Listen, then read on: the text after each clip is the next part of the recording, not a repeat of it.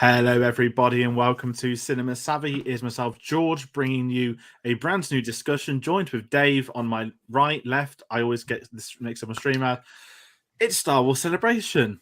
We're not there, but we have been following this like some hyperbolic stands across the internet this evening, refreshing various websites, Twitter feeds, pages, blogs, everything, getting a comprehensive guide to the Star Wars panel that's just happened, the Lucasfilm Studio Showcase, if you must, and we're here to have a discussion on it. So, firstly, I hope everyone's enjoyed the first couple of hours celebration. If you're watching it in celebration, why? Enjoy yourself, have a lot of fun. It's the first one in 3 years.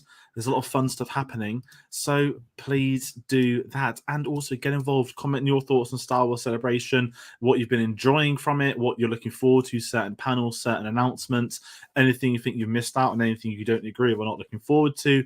We're actually going to have a chat shortly about the actual non-live stream that was the live stream, because that was absolutely chaotic. But before we get into that, Dave, how are we doing tonight? And that is a new location, which I also quizzed you on, with an excellent thumbnail behind you. I thought so, yeah. I've been moved downstairs because when I'm upstairs, it's in the room next to my son goes to bed. So, yeah, I've literally been sent downstairs to try and be less noisy. Whether that's going to work, who knows? But yes, it's meant the big TV gets to have a lovely thumbnail on behind me. But yeah, really good. Celebrations here again, and that seems crazy. And we're like a few hours away from Kenobi, and everything's just kind of everything's sort of Star Wars. It's like really big at the minute. Great. Everything that's coming out, it's amazing. It's like the good old days. Phil would have been with us tonight, but as if you do know our channel and our history, and you know Phil, you know he's a big fan of Xing, so he's practicing something. He will be joining us tomorrow, which is the perfect time to plug before we get into it. Our Obi-Wan Kenobi spoiler discussion episodes 1 and 2. We're going to go live at 8 p.m. British Standard Time tomorrow. That's 12 p.m. PT, 3 p.m. ET. Obviously, if you're watching Celebration, we're not going to complain, but we have scheduled it before the Attack of the Clones panel, so you don't have to worry about that clashing. Maybe they'll actually show that panel. I'm going to keep making childish digs, as we always do, so do get involved with that. And we've got a couple of people in the comments. Ali Gomez with a hello. Carl with an evening, gents. Evening, Carl. Ali, no hello there, so that's a shame. Ewan has done one in person finally, though. Well worth the wait. If anyone's seen the footage, I'm sure you have. But if you're curious about this video tonight, obviously I'm a bit hyped. I'm talking louder and quicker than I normally was. We have a schedule where we've gone through everything. We're going to do it in the order they did the show tonight. So we're going to kickstart with Kenobi. We're going to end with, I guess we can say, Indiana Jones / John Williams, which is mad. But before we get into all of that and talk about a channel and other stuff like that, I'm actually going to really quickly bring up something which not is a downer per se. But obviously this panel wasn't live streamed, which is a big shame. Every celebration I've watched, been involved with, has always been the main event panel. Like 2015 was the first celebration I was sort of aware of / attended. It was in Anaheim, I think, and they streamed it into London. I remember getting my sister to the London for the Force Awakens trailer, so I was very lucky. But 16, London, we were there. That's how I met you. That was 6 years ago, bloody hell. For Rogue One.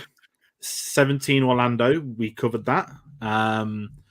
But that was completely online from start to end for the 40th anniversary. Chicago, we covered that as well. I was in person for there, very lucky to be. That was online. You and Phil were covering it. I used to sort of dial in. And yeah, it's just a bit odd. Obviously, there is a live stream panel happening now. You can check that one out. But it's just very odd that they missed that first opening panel. And I'm kind of the same with you, Dave. How do you feel about them not showing it? Because to me, that's the main eventer of the entire 4 days. Yeah, for sort of the big marketing piece, to kind of go out there and say we've got this big thing we're going to go across all of Lucasfilm. So you're looking at your Kenobi, you're looking at your Andor, you're looking at Mandalorian, you're looking at Willow, apparently. It seems like the big panel, and of course it's going to be the focus. And I know their page had a massive influx, and we were looking at Twitter beforehand, and literally when they put up like we're going live at Celebration Anaheim, every comment in that was, "Is it going to be online? Is it going to be streaming? Is it going to be streaming?" And it just wasn't. And then we found out not only was it not streaming to us online for us to see the panel, it wasn't even streaming to the main hall for the fans to see who weren't in the main stage, which is insane to me. Yeah, I mean, we've been there and we've looked up at that screen and watched a show on it. If you can't get into the panel, if you can't get into the Twin Suns stage and the Galaxy stage, they call them, the other two, if you can't get into them, you sort of have to go in the main one, and they didn't show it on there. And I think that's so wrong, especially for the paying customers, I'm going to say, that didn't get in via a ballot to not even get the chance to watch it. Yeah, a bit of a weird start for me because we'll just say it was a superb panel, and one that they will regret not showing. And we've got a comment from Carl. Was very strange not showing the panel, but they seem to focus on Willow. We'll get to Willow. I actually had this prediction. Now, unfortunately, I don't think I texted you today, Dave. I was chatting with Tom Butler, who's a friend of the channel. And basically this morning, I woke up and, obviously the time zone difference. A lot of people on my Facebook were at Disneyland yesterday, obviously collecting graphs in the Facebook groups or friends just going to Disneyland because they're there. And I saw loads of posts about Hayden Christensen at Disneyland. And someone was on a roller coaster ride. They take the photos of you on the ride. It was obviously focused on them, and in front of them was Hayden Christensen. They didn't know it until they went to pick up their photos. Like, can you imagine if you go to pick up a photo of you at Disneyland and Darth Vader's in front of you? Like, there's a photo bomb and there's that. But yeah, I'll get to Willow because basically Erin Kellyman was there, who obviously played Enfys Nest in Solo, who's going to be in Willow, who's in Falcon Winter Soldier. Ironically, she's from Birmingham. She's not far from where I am. So when we did meet a celebration, when I did meet her at a celebration a couple of years ago, she was like, "Wait, you've come all the way from England, Chicago?" I was like, "Yeah." And obviously she had a proper like Broome accent, and I was like, "Well, so you're from Birmingham?" I was like, "I'm Lem." So she like knew where I was from and everything. That's really weird. But when I saw her that she was Iceland as well, I was like, "Hold on." Either Enfys Nest is going to be in Cassian, which I doubt, or we're going to get a Willow event at Star Wars Celebration. So yeah, we'll get to Willow, Carl. But that was a very weird thing, but one I'm glad I called this morning because then I wasn't surprised. It's so random. It's so incredibly random, but it's kind of fantastic at the same time, just because of how out there it is. But before we get into that, Dave, let's kickstart with the man of the hour, cometh the morning. Yeah. Obi-Wan Kenobi. And let's just say this is where the night sort of spiraled for me. Obviously, me and you were both frantically searching for different sites. We were sending each other, like, where can we follow it? And I was like, apparently there's a choir doing Duel of the Fates. And there was. So Anakin and Obi-Wan, Ewan and Hayden came out to a choir singing Duel of the Fates with smoke to a Star Wars celebration. And how do you top that? You top that with Ewan McGregor taking the mic and saying, "Hello there," which got an insane shit. Only at Star Wars Celebration can a man grab a microphone, say "hello there," and get the reception he did. Now, obviously, we didn't get to watch that. We've got the way this will work, folks. Is we do have some quotes to a point. We have actually I should have said this. Apologies earlier. If you follow us on our Twitter today, cinema_savvy. We have Adina, who is Tate's sister. I'm allowed to say that. I didn't that last time. I felt really bad, but I did check. It's all good. Adina is there at the event, one of her friends. She's been sending us photos. She was in the Lucasfilm panel today, so we have had a contact in there sending us clips. We're going to play one a little bit later. That's 20 seconds, and a few other things. So we've been very fortunate to have someone out there covering stuff for us. We've got a lovely comment by Carla. Watching the McDermott panel, I'm convinced he's an Obi-Wan. I too am convinced. I hadn't seen that panel, but the Senate was in Andor. But we'll get to that. And you can't have the Senate without him because he's the Senate. Anyway, crap Star Wars humor aside, I'm honestly too hyped to not embarrass myself on the internet. Tomorrow's going to be insane. I literally feel like a kid at Christmas. Sorry, let's talk Kenobi. I've been waffling for too long. Dave, I mean, again, we can't really talk about Duel of Fates because we didn't see it, but like, can you imagine being there? It was crazy that we were looking over different blogs, we're on different sites for things. We were sending each other, say, the links for like, I'm watching it on this blog, and this blog's now showing this. And it came up, there's a choir just come out on stage, and now they're doing the Duel of the Fates with special effects. And I was like, this is just, even we weren't watching, but the hype I was getting from just reading what was going on was quite surreal. I didn't think I'd get that. I was really just disappointed that we weren't getting the panel to view. But even reading it as it was coming up, like minute by minute, and I was getting things coming through, I was like, oh, it's just, I could feel this whole release of like, oh, it's coming, it's going to be amazing. I'm really pleased the people in the room, the people who were there would have got this amazing show, which they said, I think at the beginning, that was going to top 2015. And I mean, I think it's gotten pretty close, if not pushed it to the limits on there. I just think we're so close to Kenobi coming out, to then see Ewan and Hayden come out together. Hayden, who was not announced for Celebration, Yes. Ewan was, but Hayden certainly hasn't been announced. He's not signing. However, they are He's not shooting. signing at all. They are shooting a show just over the road that we'll talk about in a bit. He can't. He did the full Ben Kenobi when they asked him, "You in it?" He did the full hands. Like it's like the worst. What's probably the worst kept secret in like Star Wars history of who's going to be in something? Like Hayden and Ahsoka's right up there. Like that's. I don't know why it's not official, but I mean, I guess you have Matt Smith in 9 that got cut, but everyone knew. What else is there? There's probably loads, isn't there? Well, someone comment. What do you think is the most obvious casting that they tried to hide? I'll say the best one they hid was Han Solo in Episode 9. No one saw that coming. Was Tarkin in Rogue One announced before we saw it? Tarkin wasn't any of the material. He wasn't. No, he wasn't. I remember just seeing him on the screen. Like, no way. Yeah, that was. You had the reflection, and I was like, yeah, you know that Jurassic Park, like, my God, they did it. And then he turns, I was like, oh my God, they've fully done the CGI. I thought it was just going to be the reflection in the window, but I know that conversation does cause controversy, and that is a very fascinating one. I guess it's the grey area, but the estate approved it. So the criticism then comes down to the estate rather than the production company. So many conversations. This isn't the night for that. But just talking with Kenobi said, we can't discuss the logistics. We have a breakdown, as the marketing press tour has gone. They both say how great the prequel generation is. Again, like, I just love that Ewan's acknowledging a whole generation now. And I think, me and you spoke before, we covered it back in the day. When Hayden came out in 2017 at Orlando, that was his first Star Wars event since Episode 3 came out. And if you ever watch that clip of him walking on stage, he looked nervous, and then he actually just takes the mic a minute later and just says thank you. He was overwhelmed, and you can tell that wasn't a programmed say thank you. That was it's not a kid, but like that was the moment in which I would say the company felt like they could acknowledge the prequels. That's how I feel. Because up until that point they weren't allowed to, which people still say they did say they left the finals, but they didn't. They were abused. They try and pretend they weren't. Apologies siding on from that part.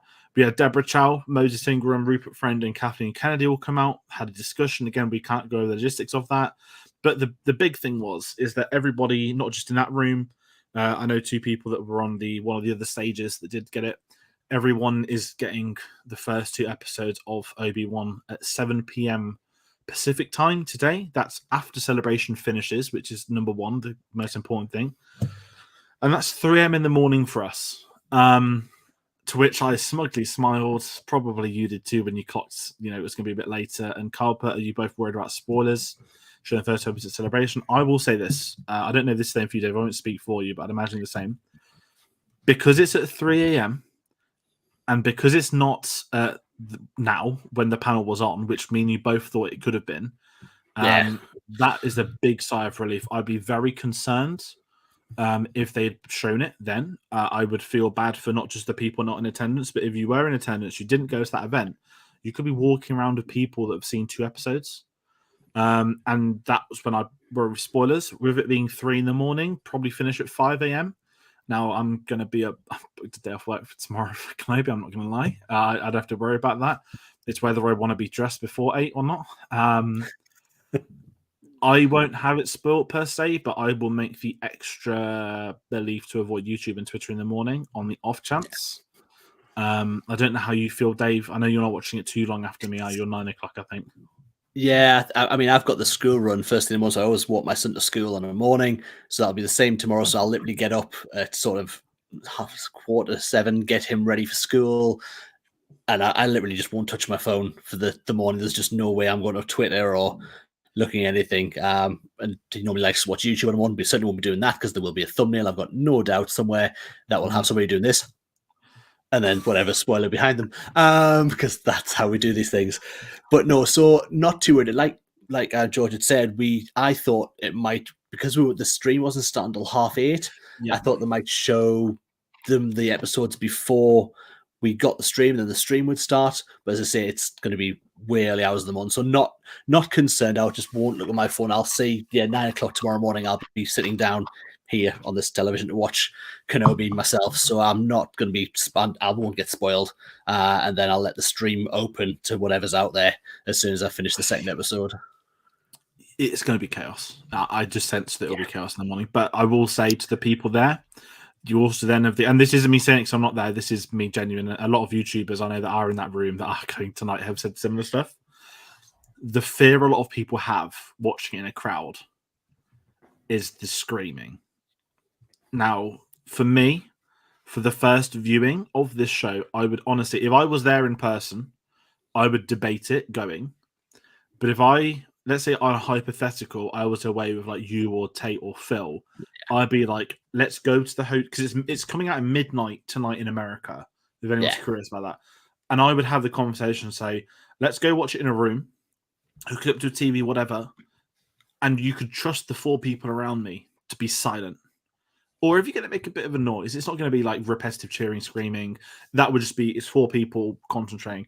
When you've got a room and an atmosphere of a couple of thousand, which it will be, you just don't know. Because, I mean, I've been in the screens of you when like people cheer, you sort of get involved. It's not really a thing in England, but it does happen.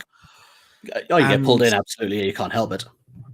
Yeah, and I don't know if the first ever experience of me watching Kenobi, 17-year gap, all of that, if someone shouts and you miss like the most important word and you miss it. Because the famous thing for me, I think I've told you this before, when Rogue One got spoiled in the room in the celebration stage that we were at, obviously we didn't know each other that night. I think we got so each other. After that, I missed the spoiler. And everyone tells me like, "Oh, he said it so," but I was like, I didn't hear it. Like I didn't know. And obviously, I was lucky because I remember Donnie Yen as well talking before it. I missed the actual spoiler itself. Yeah, and it's that atmospheric thing, and I just think I couldn't cope with that for Obi-Wan like a crowd. And listen, full respect to everyone that does it. You're gonna have a fantastic time. All of you will. And you know, especially if you're doing YouTube videos, yes, you'll be the first ones. You're gonna absolutely smash the views in the morning and all that stuff. There's a lot of great channels, by the way. And just a quick for our Twitter feeds. We're going to be showing a lot of posts from a few of our channels that we've dealt with in the past over the next few days that are there. Bro Axiom, who are in our rankings video, Bombadcasts, who almost came on the video, Scotty Jerry the Drink kind of 2 Reals guys. I'll be showing a lot of stuff on our social media the next few days from people that are there in attendance. So please follow them. We share them. It just means that they're the good guys, not the not the other ones that they're after your views and your time, not your actual quality, and appreciate the fans. But yeah, that sort of wraps up Kenobi. I mean, listen, we did an hour preview last week, so if you're hyped for Kenobi, go check out me and Dave's video from last week. It was a lot of fun, and we can officially call it the Kenobi preview now because we didn't have a name for it until the end of that video. And honestly, that was the best. I'm not saying it because you're on the stream. That was just like the good old days, and that was me. And as I said, the final plug before the usual plugs at the end. Tomorrow we're going to have again Kenobi spoiler discussion 8 p.m. Could there be an instant reaction video from me? There could be if I'm dressed and I have the patience. It won't be the thumbnails that everyone does. I don't know. What would you do for Kenobi? Like, would you try the pose? I don't know. Yeah. But if there's something else, it'll be on our Twitter feed. It is tempting for Kenobi, but I am also there saying, let's just wait until 8 o'clock. Or I'm also saying if I need just to get something off my chest for 10 minutes, I'll do it. But anyway, let's ignore that. Let's move on from Obi-Wan Kenobi. I haven't said that before, have I? Bloody hell, it wouldn't want to be a long thing. Also, quick thing, sorry. If you're into conventions, if you want to meet Ewan McGregor, there is an extremely high chance he's getting announced for Scotland Comic Con tomorrow night. Monopoly Events are running it. They're going to make an announcement at 7 p.m. They've said it's the biggest guest in UK convention history, which I'm going to disagree with on the spot because last time someone said that, it was Christopher Eccleston. But they have now said they're doing it. Some guests will require bigger fees and they'll do payment plans, which made me think, yeah, it's definitely Obi-Wan Kenobi. And it's in Glasgow, so you've got the Scotland connection. And they've said the Star Wars fans will enjoy it more than most. So if it's all but confirmed to be Obi-Wan Kenobi. So potential Ewan McGregor con in England. I don't mind sharing that info. I'll be getting a photo. I've already got a autograph on that lovely poster behind me. Just to plug that. But anyway, sorry. Let's talk Andor. Cassian Andor. Rogue One. The prequel to the prequel. Before we even get into the teaser, just Dave, your thoughts on Rogue One and maybe Cassian, like even so, back to them announcing there'll be a Cassian show. Like, what are your thoughts on the whole thing before today? Had very little interest when it was first announced and could not see where the story would stem or what we'd get from it. The more information we've had, sort of the time frame, the amount of episodes that we're getting, and then certainly once we saw that first trailer and some of the glimpses that we're getting into what it is, that has hyped me up a lot more. I wouldn't say it's massive at the moment. I'm not like up there with the Kenobi level, but I mean, we've only got to wait till August 31st, I think's the first episode. And again, we're getting a double episode on the release of that as well. So yeah, I'm actually really looking forward to it after seeing this trailer has got me a lot more hyped than it did have beforehand. Yeah, and even with me, like, I mean, I love Rogue One, and Castian was the one I think at the time on the first review I did. It was after the midnight screening. I think we're similar to you. Certain days of the year call for you recording downstairs, not wake up the others. Yeah. I think I was disappointed slightly of Cassian because I think Diego Luna on the marketing tour for Rogue One had an incredible presence. He was so into it. He was so buzzed up. He was so enthusiastic. And in the film, I didn't connect to him at first. Obviously, on rewatches, I absolutely loved him. And I was a bit down on Cassian because of how great Diego had been in his marketing. Yeah. And when the show got announced, I was fine because I knew Tony Gora was involved. And obviously, you know, it's a question mark over how much input he really had on Rogue One. That's a conversation in itself. But 12 episodes was announced at the time. I mean, we might as well bring that up now.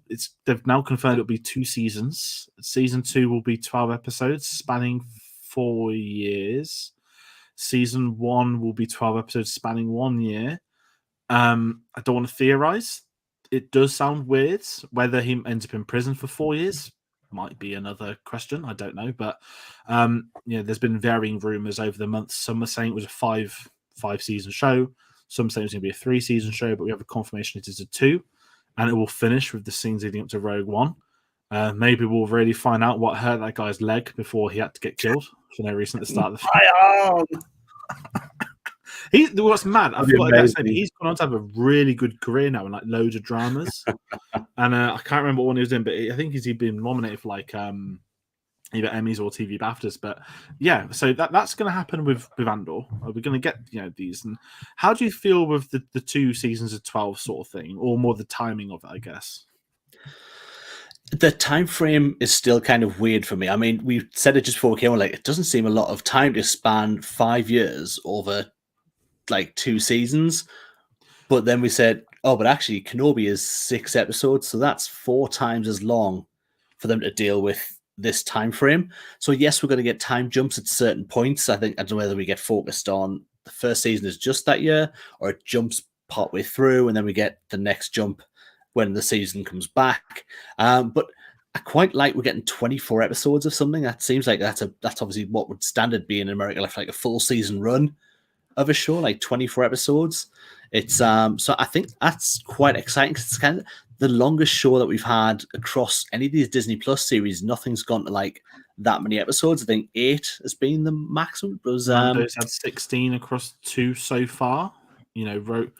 And 24 of this. I think we're 8 or 9. So I mean, we've not had anything that sort of hit like 12 as a big chunk of time. That's a long, like 12 weeks. You think over that, you're getting that is a long gestation period if you to watch a show. But I'm really down for that. It gives them a lot of leeway for their story to be told the way they want to. And Tony Gilroy seems totally into this. Like, this seems to be his baby. Certainly, it kind of gives you more.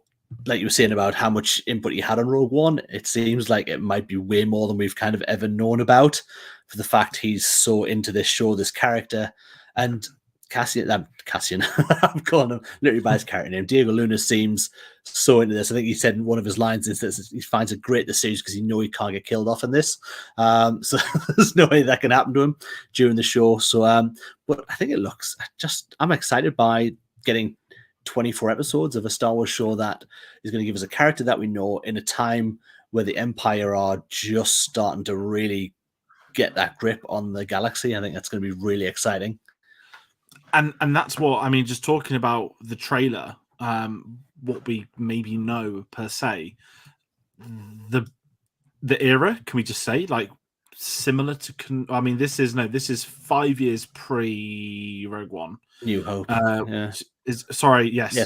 yes, technically, same thing, isn't it? Technically, yeah. I'm so used to it comparing it to New Hope. I think because Kenobi's been the whole between 3 and 4, whereas you forget everything. Like it was always like pre Rogue One to me. Now, same as you, it should be 3.99. That should be its new title. But I just want to, before I actually get into my thoughts on the trailer, I really want to quickly bring up. So we've got, obviously, we mentioned Dina's there, Jack's with her. They've been sending us like paragraphs from the event. So one thing he sent me, was this. Tony Gilroy was hesitant to reveal more and said he would save it until the next celebration. When's it going to be? Where's it going to be? I'm not going to ask you to chant London 2023, but I really hope so. Even if it's easier for you, wouldn't want anyone to ever go there. Birmingham. NEC, please. 25-minute drive from my front door. No other reason why buy that. That's a big place. No, of course, it'll be the XL. Of course, it'll be London. It's not really market celebration. Fine. It'd be. We'll find out in a few days, won't we? I mean, Sunday they will announce the next celebration destination, and so that'll be interesting to find out if it's going to stay in the States or if it's going to travel overseas. I'd guarantee if it stays in the States, it will be New York. And the reason why, which surprised me, New York's never had a celebration, which blew my mind. And Reed Pop, who own it, obviously do New York Comic Con, which I'd say pre-COVID was the second biggest convention of the year after San Diego. Would you fairly argue? It's like October, November, isn't it? Yeah, it's kind of there. So, Sunday, folks, maybe prove me wrong, and I do hope it is London. It won't be Paris. I thought it could have been, but they're behind on Star Wars land there. But yeah, so we've got that about Tony Gilroy, and I want to kind of mention the Vanity Fair article we spoke about last week. Genevieve O'Reilly getting a front, not the front cover, but like the a big piece. I was like, wow, didn't expect Mon Mothma to not just be wearing fantastic clothes like that, but be she's going to be a major focus. Yeah, and I thought she'd be the background drop as she always is, being Mon Mothma, and I'm kind of really excited for that. And in this, you've got to give it down to props that a deleted scene from Revenge of the Sith, and she's ended up in Rogue One, Cassian, and fantastic ambassador for the franchise. And again, it goes to show how important that stuff was from 05. And just even talking about the era, we know we're going to be set between obviously episodes 3 and 4. Carl's put a lovely comment here. People on Twitter have noticed the clone troopers in the trailer are live action, not CGI. Carl, you've been with us a long time. Crazy. You'll know that the happiest person to hear that would be Phil. Which is always a big discussion piece. I'm the same. Phase 2. That was the first thing he sent us, wasn't he, Dave? He sent us the photo of Phase 2 clone troopers. Which and I only even spotted it. It could have been only 5 years before Rogue One, but obviously we're getting Kenobi, which is 10 years after episode 3. So this is after Kenobi. So we've got 19 years between 3 and A New Hope. Where Kenobi has stormtroopers, why are there, unless we're getting a flashback of some kind, why are there clone troopers? And I'm so intrigued. We get the Senate, we get to see the Senate as well. I guess we're going to see in a bit, but there's just little flashes of amazing things in this trailer. I think we might see some flashes. I think that I can't see otherwise why there'd be clone troopers still about in the galaxy, but they're going to tell us in August. Yeah, and I think that's what's exciting. Cassian obviously does say, I guess the only bit of prequelness you get in that first, in Rogue One is, I've been in this fight since I was 6 years old. We could get flashbacks, I think could make sense. But just the whole tone and vibe of it, a really good person, I think it was Atat chat on Twitter, put that it feels like the prequel era being made in modern Star Wars. And it's such a fantastic way of looking at it, because it absolutely is that. And I'm so excited for Andor, because I think a lot of people are harsh, and I understand why, not today, prior to today, I understand why there's a lot of issues with people, a prequel to a prequel, it wasn't the best character, he dies in Rogue One, why did you do all this? But, I'm so excited to explore, I say that era that it's been done to death, but the concept of, these are morally grey areas. They've said they've done bad things for the rebellion across the years and stuff. So I'm really curious as to the show. And obviously what we do know now as well is that it will premiere on August the 31st, which is still a Wednesday. 2 weeks after She-Hulk. Good luck, Marvel, in the ratings war there. with your unfinished CGI. And it will end based off the schedule I have drawn up on my computer tonight, Wednesday, the 9th of November, because it will begin with 2 episodes. And that is crazy to think we're getting like 3 months of one Star Wars show, which, we used to get with animated shows a lot, but to get a live action one, taking up like 11 weeks, that's pretty radical. I think it's kind of cool. And there's a lovely poster as well, which people were able to get in person after the panel ended. So if you were there, I hope you got a poster. They tend to be very nice. Get yourself, not that you'd be watching this if you're there, but make sure you get a poster protector. Otherwise, it will get battered. It won't survive the plane trip home. And I can safely say that, as I always. One of the joys of Celebration is collecting posters, and then you try and take more than you should. Then you just trade them for better posters across the weekend. It's honestly, as an event, nothing compares to Celebration. No convention compares. It is just wild. It's so much fun, and I'm so envious of everyone there. But it's nice to be able to talk about it with you, Dave. Yeah, no, it's nice to be, but yeah, it's like I say, that thing that kind of brought us to meet is still something that we want to discuss, and I am a little jealous that they're having this again and we don't get to be there. It's proper going live. Like, oh, yeah. I think it felt worse. It went live and we couldn't watch, and that felt even worse for me as a viewer. Like, I can't even watch it on a stream and be upset anymore. I have to watch their tweets. And people say social media is bad all the time. It's just bad most of the time. But speaking of a Star Wars property, out comes the writer and director of Solo, Jonathan Kasdan and Ron Howard, not to announce Solo 2, to talk about Willow. And they were heckled by people chanting "Make Solo 2," which I think is fantastic. And obviously, given recent articles, that was fair comment to probably chant tonight. It's not going to happen, obviously, but give it a bit of cred. I've literally just realized on the spot no mention of Lando, which is very interesting. But we've got a bit at the end because there's a lot of shows not mentioned, I guess we can say. But Willow, I've never seen the original. This is all alien to me. I know Val Kilmer was in it. I know that I've forgot his name. The main Warwick character Davis? who's in every Warwick Davis. I've forgotten Warwick Davis. He's like Star Wars royalty. Warwick Davis is of course in it. And we also have Joanne Whalley, who plays Sorcerer in it. Again, I've not seen it. But 1988, the original came out. It's been on my list, and when they announced the show, I said, okay, I'll watch it before the show comes out. It is a sequel set 20 years after they've confirmed. They have released a trailer. I'm not going to lie, went all over my head. And then on the Celebration live stream, they played it about 4 times in the first 20 minutes. I don't know why. And I just started muting it again, just because I don't know Willow. There's no point in me learning the trailer now. But I just have you seen the original? Is that a good question? Have you seen the original? A long time ago. Yeah, it's something I've seen, but not something that would. It's like those films like that, Legend as well. Like really, those films around them, which I've seen a long time, but I've never sat down. And Willow was never like something that stuck out as a film I'd revisit. I will probably watch it because I want to see what the series is like. A lot of the creatures effect that they had in this, because obviously Henson did a lot of them back in the original.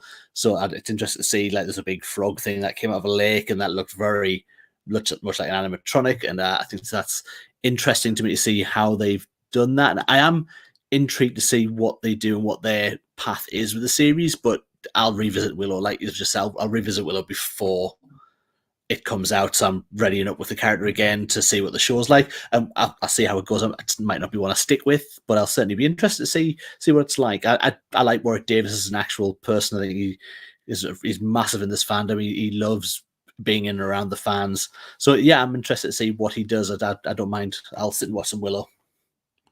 Yeah, I'm kind of the same with you on that. And one thing I want to say on the Celebration panel after they interviewed Jonathan Kasdan and one of the producer that was with him, they spoke about Val Kilmer. There is a Val Kilmer film out with the cinemas now. Great plug. Top Gun Maverick, going to see it at the local IMAX. But they did say Val Kilmer is not in the new series, which I would have assumed anyway. Of course, with his cancer and what's happened. But they were very positive, said that he has been involved throughout the entire process, which was lovely to hear. They said there is no recasting. He primarily is and always will be that character, and his story runs through the series. Again, I've not seen Willow, so I'm Yeah. probably not the best person to know. It begins with M, I think, his character name, but they did say they're in constant conversation to the point they're even speaking to him yesterday. So that was lovely to hear.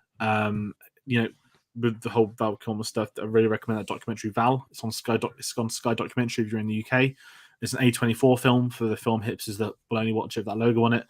But obviously, if you've seen Top Gun Maverick, I do recommend that film. And it's it must be quite weird for him. Just knowing like two of his most famous 80s films, like in the space of a week, have been all over the news again. Yeah. But it's kind of cool at the same time for him. So, always wish him well with that stuff. And, do watch that documentary because it's quite opening seeing, his life now, which is sort of sad at the same time, but it's sort of quite wild. And yeah, go watch Top Gun Maverick. Film of the year. I've said that a lot recently, but it is, for me at least. I know you weren't as positive. I'm not gonna go right. for you though. You saw it at the IMAX. You've got the tick. I'm going for people that like, I'm really into this. I'm not going to go to an IMAX. I'm like, I'll have you all. So yeah. Right. Let's tone it up a bit. I'm not going to tell everyone to keep watching Top Gun. You should, but do watch Star Celebration first. Oh, sorry. That will air on November 30th, I believe. Now I need confirmation. They said there's either 2 episodes on launch, which will take it through to the end of Jan, or it's 1, which will take it to end of Jan, start of Feb. But the reason why the dates are important to me is because it's about what comes next. And this is the moment we've all been waiting for. The Mandalorian Season 3. One of the most, well, it's the, let's be blunt right now, this is the biggest television show in the world at the moment. It's easy to say that. I think it overtook, obviously Game of Thrones is finished, but the way you can scale the most popular shows is normally based off what is winning the most pirated show chart. And the Mandalorian we're saying was like on par with where Game of Thrones was towards the end. So you can only assume that, this has got a little bit of demand. And they said it won't be back till February, which is understandable.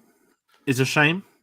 But at the same time, we thought it'd be end of this year if we're lucky, start of next year, but at least we have a month window. And what we know is that the trailer has come out for the series. It was not shown to people that weren't there. No. But if you want a copy of it, direct message me on Twitter. Because it's probably been taken down the one Dave sent me. So certainly this is to you, Carl. If you want it, drop me a message. I'll send it to you. I haven't actually watched it myself yet. I've known tidbits from it. I know it speaks of Mandalore, the Mandalorian going to Mandalore, which we're not surprised by. We have an image of Katie Sackhoff on the throne. Now, again, I've not seen the trailer. Is that the Mandalore throne? Is my question. From the I've seen the trailer. I watched it on. Now, look, when I say I've watched the trailer, I've not watched this in any high definition. The version I've seen is someone who's obviously holding their phone to their chest, so the light can't be seen. Yeah, so it's not exactly on angle. You don't get the best view, but I've technically seen the trailer, and it looks to be the hall where Satine was the queen. Yes, Satine, was that her name? Yes, Satine. It looks like that throne room. Not the one from season 7, not that one that Maul was sat on, but the one that Satine was sat on, that big room with the big long windows. That's where she was beheaded, basically, that one where she was killed. That's where it looks like.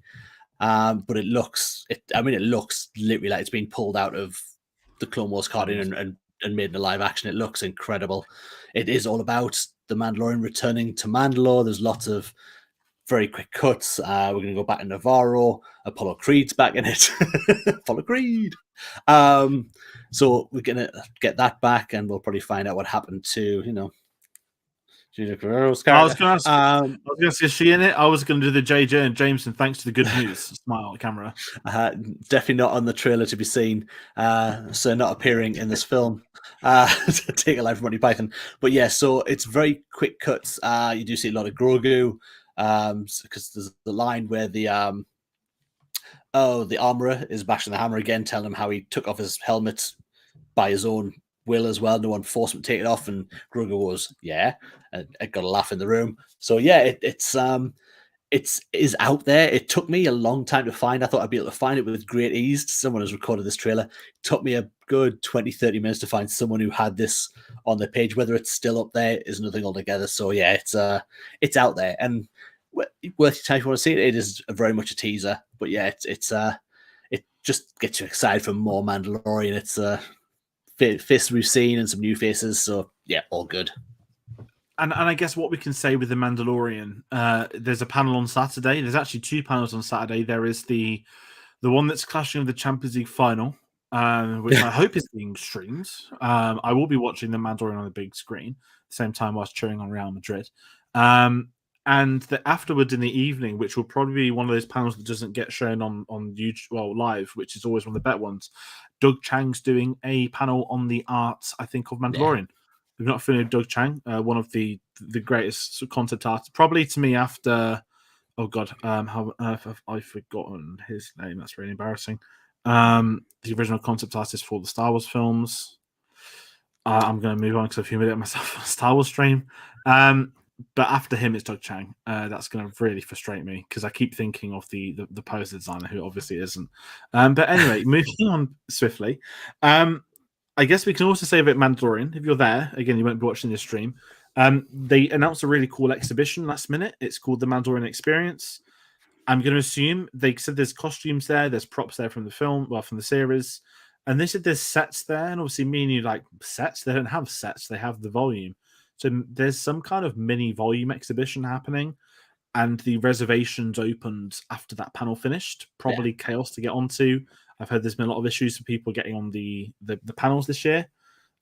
Chicago, it was all right, but you know, today they opened them today, where Chicago it opened like on maybe it was the first day or the day before or something. But you know, if you're there, try and get into that'd be really cool. And as they said, they're filming over the road, and what is filming over the road is Ahsoka, also coming out in 2023. We got a video of Rosario Dawson on the set. And then Dave Filoni literally saying, like, they are filming right now. I have to go back after my second panel today to go back and film it. And what was interesting on the celebration, not on the panel, on the smaller the stage after, what do they call it? Like the streaming stage, Star Wars show stage. They interviewed Favreau and Filoni, got a massive ovation. People were cheering out, worshipping them. I'm talking like Lucas era, like hype is happening of these two guys, which is really cool. Because it's such a short time still. Do you think Chicago was the last time we had a celebration? They were announcing a series. And here we are with 2 series, 2.5 if you count Boba Fett, hyping up a 3rd official series, the biggest show in the world. And these two are like, you know, like the kings. Like they're literally creating their own Star Wars television universe. I don't know what you'd even call it. I just keep saying they're basically doing the Defenders, but for Star Wars now.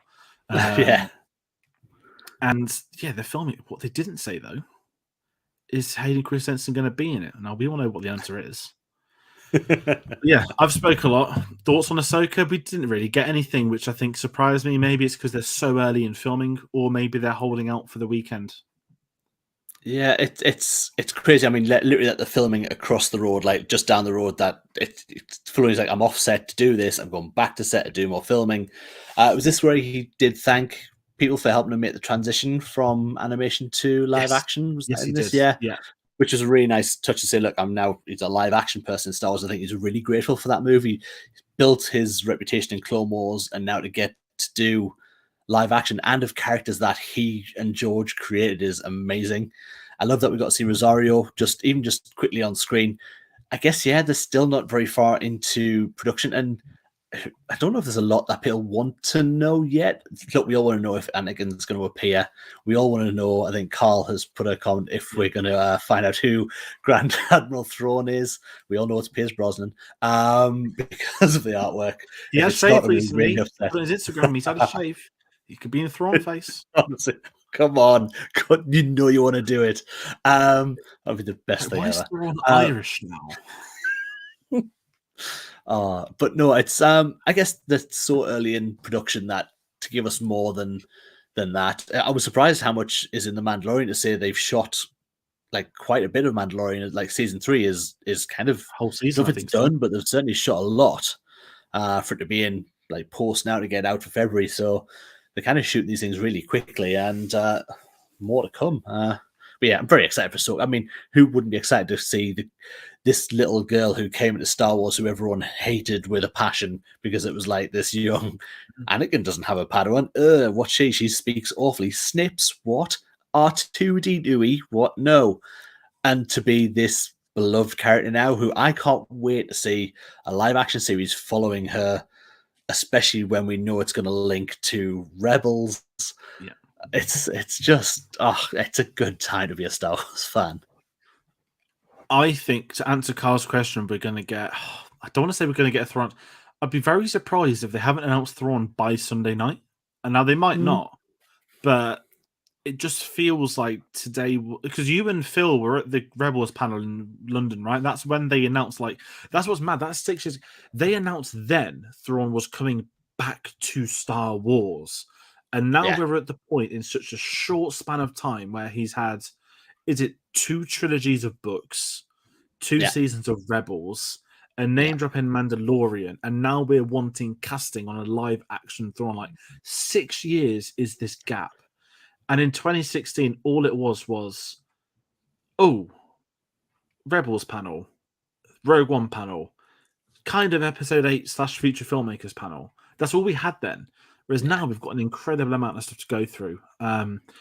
Thrawn casting, I would be surprised if we don't have it. Again, this Saturday panel intrigues me a lot because, they obviously spoke a little bit about Mando today, but they're getting a whole panel on Saturday for it. Yeah. I'd be very surprised. That trailer's leaked. Might as well just put it online for the rest of us. That trailer, as I said, I've got a copy if anyone wants it.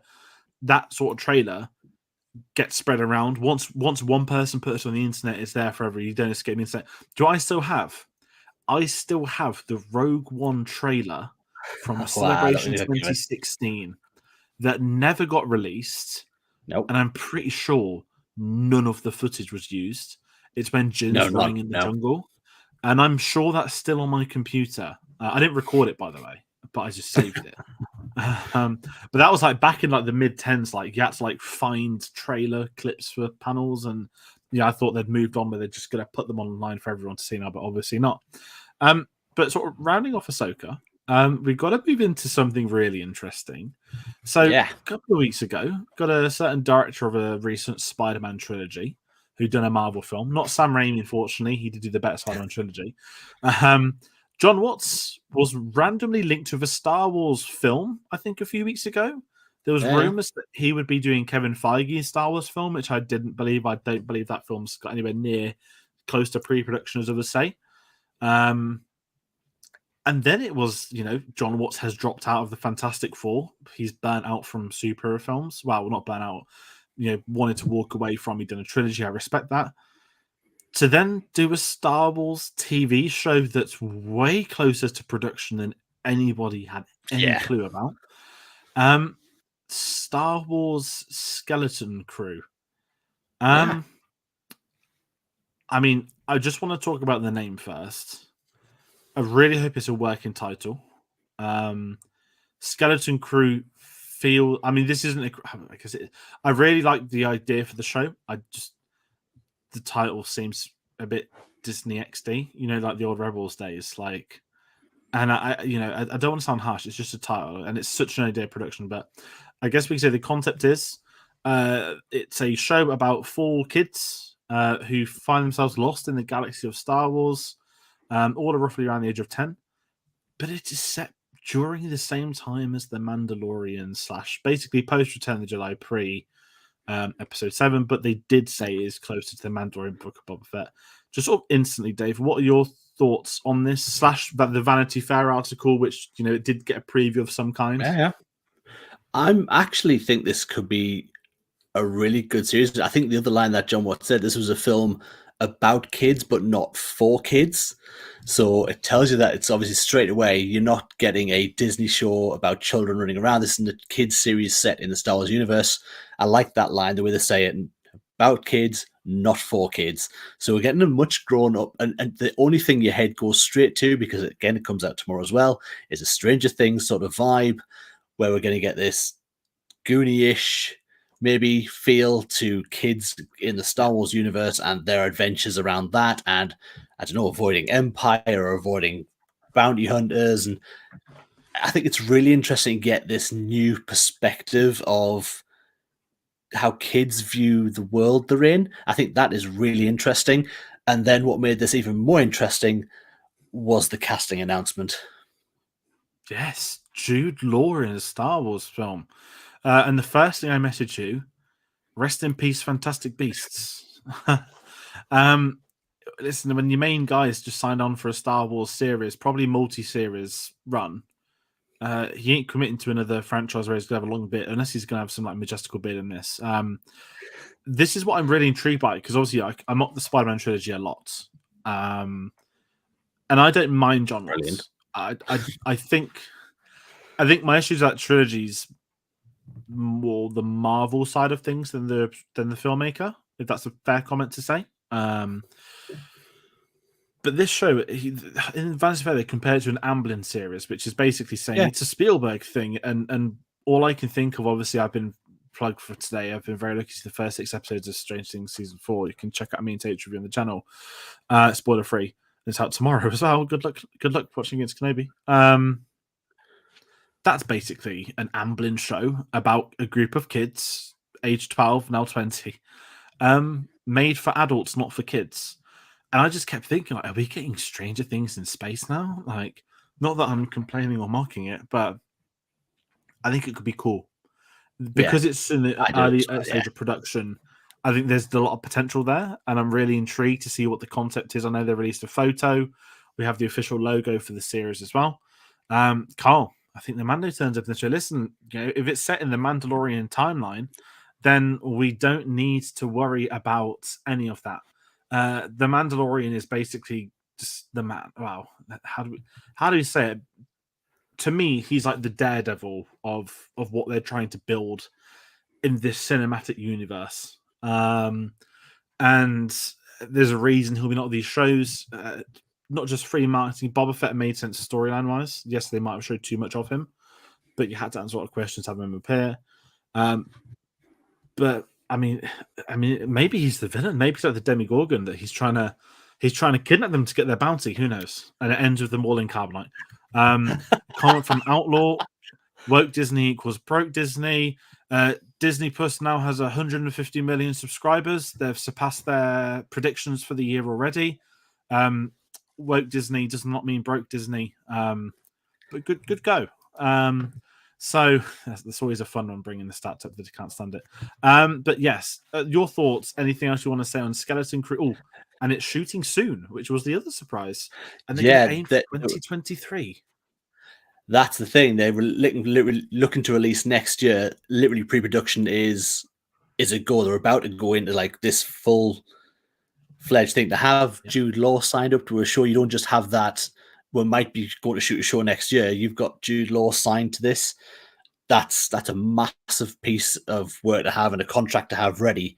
And I am really excited to see a different side of the Star Wars universe we've not seen before. Like, people who've seen this and know me, Star Wars is that's what I love. I've adored it since I was a child, and like most of us have. And I like being surprised by new takes on this. I love to see where the show's going and what other universes and parts of the universe we're going to see. We'll probably end up at Tatooine at some point because we have to, obviously. It'll just be another episode.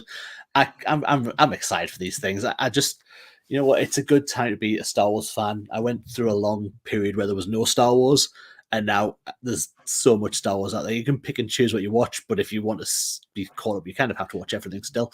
But no, it's why not just enjoy it? It's a fun thing. I mean, is there such a thing as a bad Star Wars that you can watch? I don't think there really is. There's thing people to take out of all of it. Yeah, it's a fascinating one because I'm going to sort of steal what a lot of the Bond podcasts say about Bond is. Even when there's James Bond films you dislike, you can still pick out some things you really enjoy from them. And I think even, I can say I only dislike one Star Wars film, but I can still pick out a hell of an amount of things I do enjoy, whether the film makes sense isn't the conversation. But yeah, people clamor for something different, but then they say it's too different, and then they say it's too similar, and they never get it their way, and we'll just let them be them. But Really quick comment, actually. So I mentioned obviously Dina was there. Jack sent me a message who's with her. Said Filoni joked about how the Clone Wars was a kid show quotation, but we chopped off people's heads. And I guess it's There's worth a mentioning lot that of violence.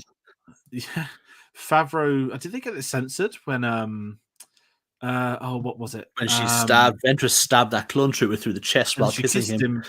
Yeah, that got like took off TV, didn't it? Like that was big. But you know, and I think obviously big thing here, Jon Favreau recruited John Watts. What's Jon Favreau worked with John Watts on? A Spider-Man trilogy. Maybe he was always edging for a way out to get Star Wars. Who knows? But it is really cool to see again in such a short span of time, Jon Favreau being this creative force, bringing in these names that you know Favreau and Filoni. I mean, do we get into the Kathleen Kennedy discussion? I'm happy to bring it up. If you want to criticize her for the sequels, you're entitled to, but you don't have to praise her for the success of the TV shows because her job is the same in all of the films and shows. So it doesn't really work in that regard. I've just got a couple of messages from the same group chat. There's a High Republic panel happening now. And obviously the Acolyte is set in this era, 100 years before the Phantom Menace. Maybe we'll get some information on that as well. But yeah, so if we're rounding out from talking about the John Watts series, there's going to be 2 Johns in Star Wars now, but yeah, that's going to be. Let's talk to one of the greatest. Wow, probably one of the greatest celebration moments after his already great celebration moment from 2017. John Williams, the age recently turned 90, on stage with a complete orchestra, playing the new theme for the Obi-Wan Kenobi series. Now, obviously, we weren't there. We have a 20-second video from the What Adina Centers. I'm just going to play this clip. It's not of the song, the theme. You can find the theme on Twitter. I think Hollywood Reporters tweeted it. But this is just him talking about his experience very quickly. So let me hit play now.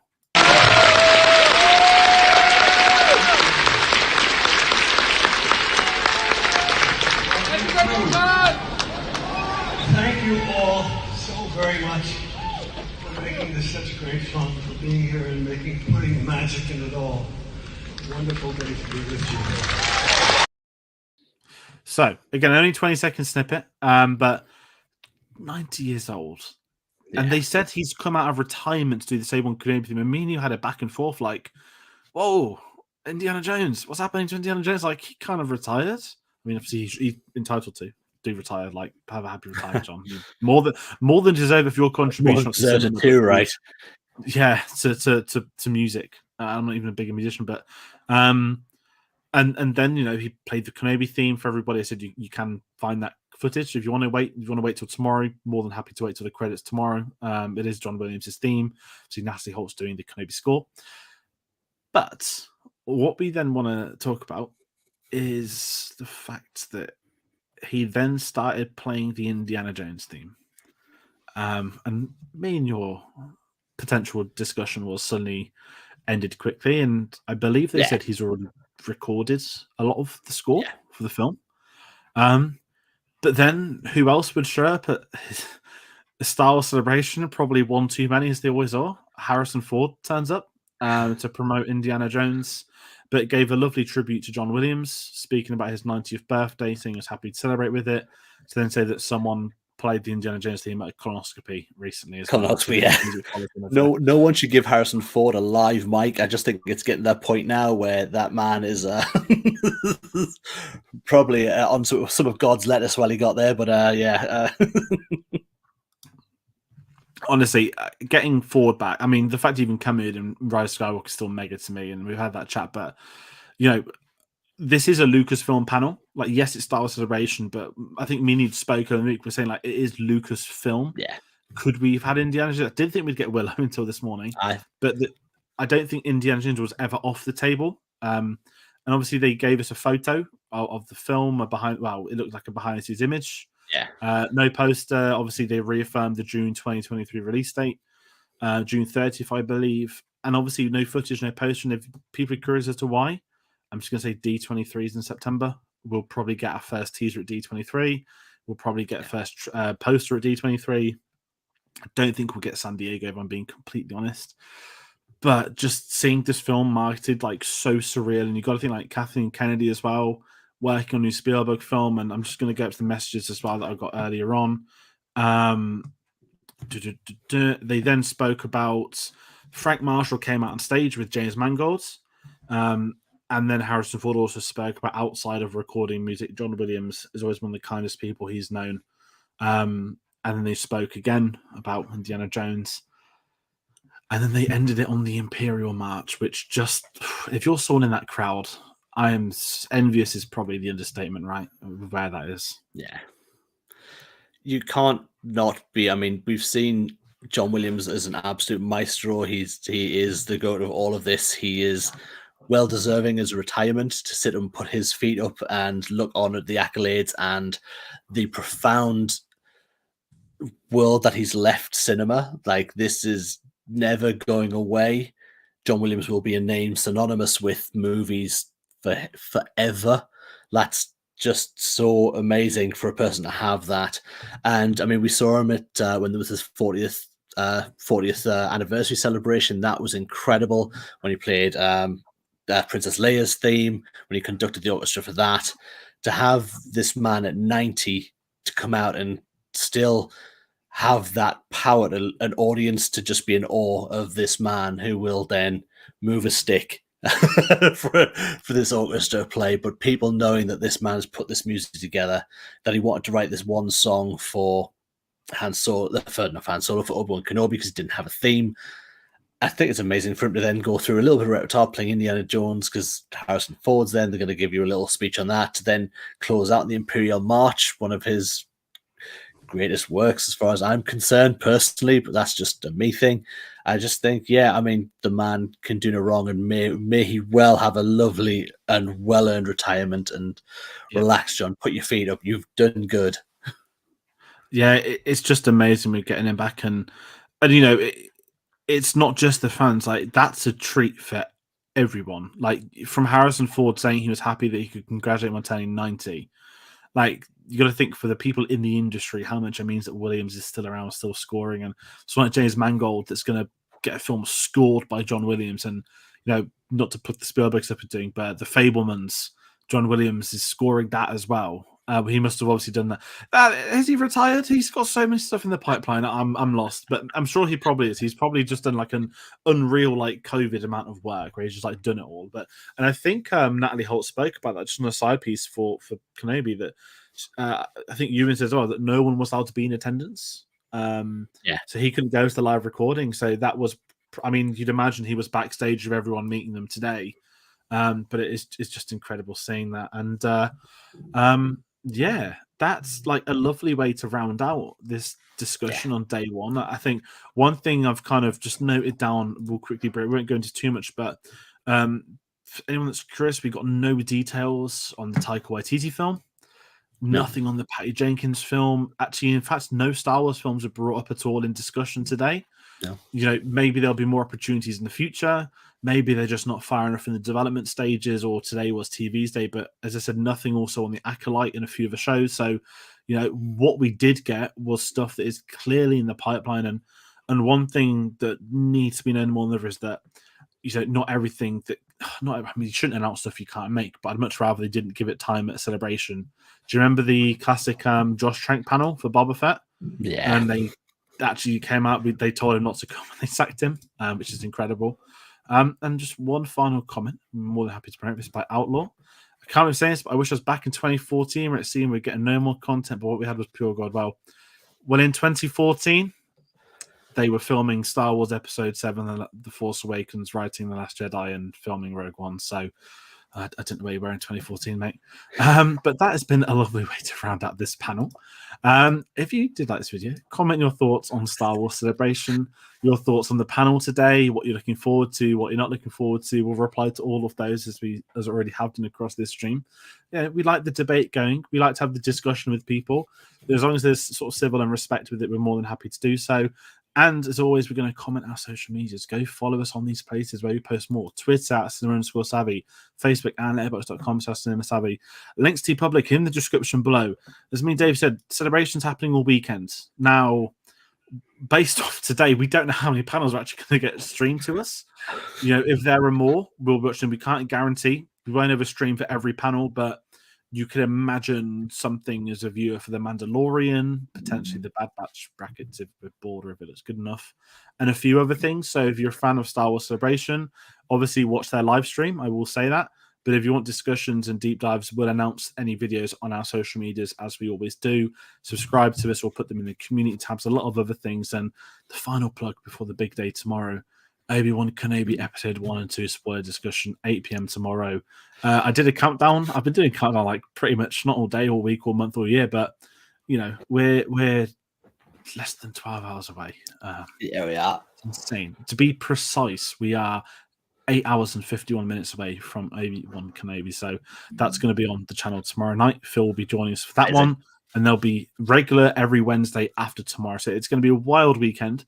If you're a fan of Star Wars, thank you for watching tonight. I've had a lot of you on the stream. It's been lovely to get your comments, all the comments that have come through. We do enjoy having this chat. It's nice to be able to talk about Star Wars again. We haven't, me and you, again, haven't covered Celebration together in 3 years. It's been 3 years since that Celebration. As I said, there's a lot of great people there. So, Carl, hope you guys enjoy Obi-Wan. You too, my friend. As I said, drop me a DM after if you need to have a chat with someone, Carl, drop me a DM about Kenobi. I'll reply to you. And if you do want that Mando thing, I'm more than happy to share it. But yes, this has been a lovely video to do. Thank you all for watching, and be sure to join us on the next one. Take care.